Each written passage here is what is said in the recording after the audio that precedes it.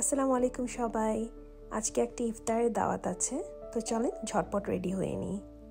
ইফতারের দাওয়াতে সাধারণত আমি আভায়া পরে থাকি, কিন্তু আজকে পরবো একটা পার্পল কালারের শ্রাগ।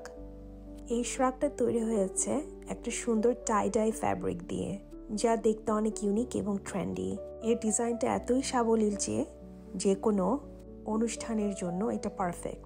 এর হাতের চারপাশে আর বর্ডার লাইনে করা হয়েছে দারুণ কারচুপি থ্রেড, জারদৌজি ও মুক্তোর হ্যান্ড এমব্রয়ডারি ওয়ার্ক। ট্রাকটির চেস্ট এরিয়াতে দারুণ এমব্রয়ডারি কাজ করা হয়েছে, যা পুরো আউটফিটটাতে একটা রিচ এবং গর্জিয়াস লুক এনেছে।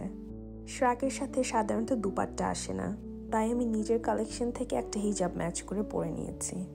এটা পুরো লুকটাকে একটা গ্ল্যামারাস ভাইব দিয়েছে।